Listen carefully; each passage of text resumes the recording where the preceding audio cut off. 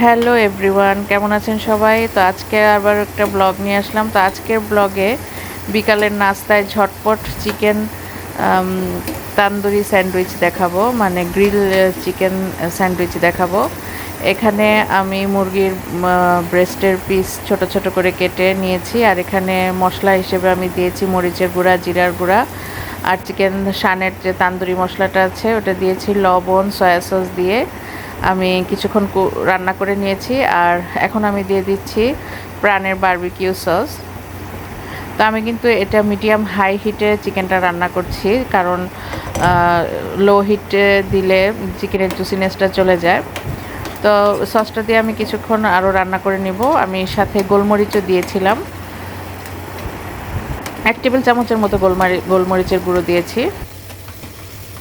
তো চিকেনটা ভাজা ভাজা হয়ে আসলে আমি নামানোর আগ দিয়ে কাঁচা পেঁয়াজ আর কাঁচামরিচ দিয়ে দিচ্ছি, দিয়ে কিছুক্ষণ লাড়াচাড়া দিয়ে আমি নামিয়ে ফেলবো।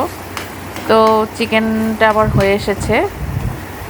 তো আমি এটা নামানোর পর আমি টমেটো সস দিয়ে চিকেনটাকে মাখিয়ে নিয়েছি, যেন এক্সট্রা করে আমার আর কোনো সস দিতে না হয়। বারবিকিউ সস তো ছিলই, এখন আমি টমেটো সসও দিয়ে দিয়েছি।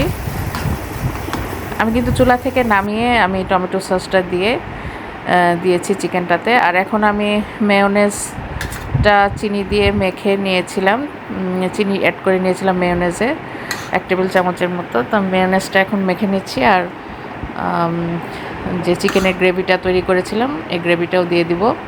আমি কিন্তু চিকেনের গ্রেভিটা মধ্যে এক্সট্রা আর কিছু দেইনি, যেহেতু সস সবই দিয়েছি।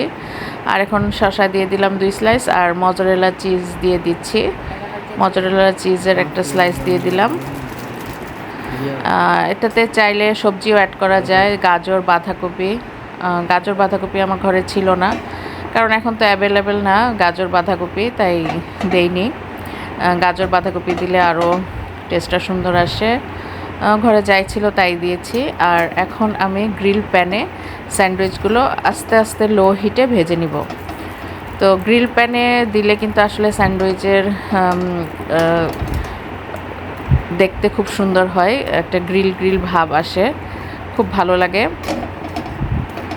তো স্যান্ডউইচটা আমি একদম ডিম আছে সুন্দর করে মচমচা করে ভেজে নিচ্ছি, উপরটা ক্রিস্পি করে ভেজে নিচ্ছি। আর আমি কিন্তু প্যানে একটু তেল ব্রাশ করে নিয়েছি, আসলে বাটার আর ঘি দিলে প্যানটাতে তাহলে আর ফ্লেভারটা আরও সুন্দর আসে।